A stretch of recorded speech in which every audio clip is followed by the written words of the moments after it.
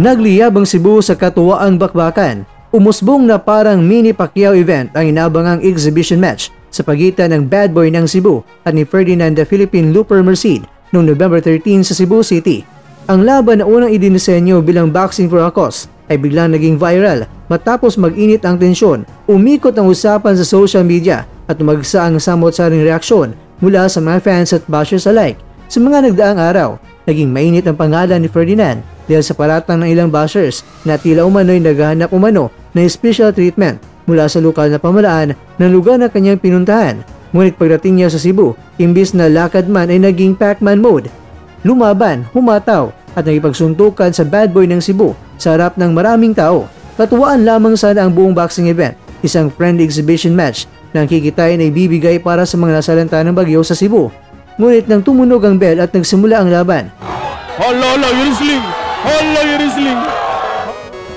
Agad itong naging kakaiba, halo ng comedy, intensity at wrestling with boxing gloves on. Hindi inasahan ng maraming mga tao na nangyari talaga ang wrestling na may kunting boxing ang naging estilo ng laban. Sa unang round pa lang mga kwento, nagsimula ng magmukhang wrestling match ang bakbakan nila. May sabunot, may sapak, may yakapan at may footwork na hindi mo malalaman kung boxing ba o di kaya street dance. Mismong crowd ay hindi mapigilan, hiyawan, halakhakan at kantsaw ang maririnig sa buong venue. Sa round 2 mga kwento, lalong naging matindi ang eksena. Dala-dala ng dalawa, hindi lang ang kanilang kamao, kundi pati ang kanilang sense of humor. At ayon sa mga boxing fans, walang round na talagang seryoso dahil pure entertainment. Ngunit sa kabila ng biruan, napansin ng lahat na maibubuga pa rin si Ferdinand kahit may edad na, hindi maubusan ng stamina. Marami ang nagbiro, kung walking lang, abot pa niya ang kalawakan. Ang kanyang endurance ay naging usapan ng lugar mga kwento at kahit pa ang Bad Boy ng Cebu ay napatango raw sa tibay na hininga at lakas ng katawan ni Merced. Sa pagpasok sana ng round 3, nagdesisyon ang Bad Boy ng Cebu na wag na ipagpatuloy pa ang huling round, hindi dahil sa pagod, kundi dahil katuwaan lang talaga ang event at ayaw niyang mauwi sa seryosong pananakit ang friend exhibition nilang dalawa. Nilinaw ng Cebu fighter na wala siyang galit kay Ferdinand at wala ring masamang nagawa ang bisita sa mga taga Cebu. Charity fight ni Bay, dili tinuod nga away.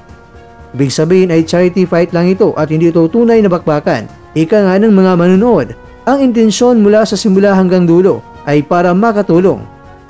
Mga kwento, tunay nga nakatulong sila dahil narito ang opisyal na nilikom ng donasyon. Sa GCash, merong 8,458. Sa cash naman ay merong 8,228 pesos at 25 cents. Sa sponsors mga kwento ay nagbigay ito ng 25,000 pesos. Pero ito ang kakaiba dahil binugbog na ay aba, nag-donate pa. Itong si Ferdinand de la Merced ay nagbigay ito ng 10,000 pesos.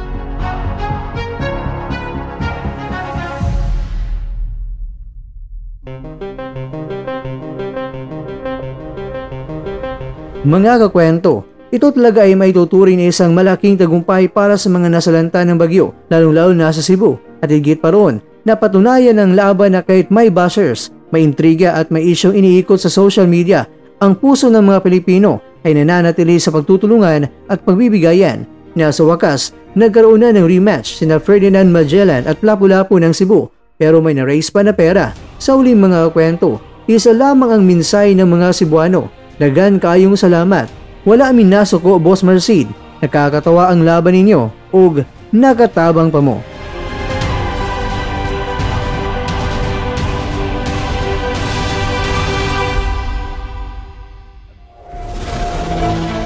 At dyan, nagtatapos ang ating kwento.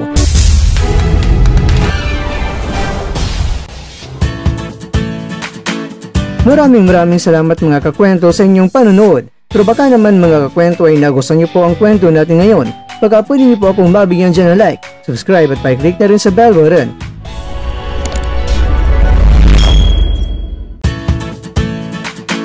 Pero bago tayo tatapos mga kwento, syempre, shoutout po muna tayo dyan sa ating mga kakwento. Kay kakwentong Ruel Lizardo, kay kakwentong Junjun Lariosa, kay kakwentong Jean Juegos, at kakwentong nanonood ngayon, shoutout siyo dyan. Bueno, ganito na po muna ang ating kwentuhan at abangan na po ating susunod na video. At dito na po yan sa isang channel na kung saan maaring ito'y mga kwentong di pa na kwento sa inyo.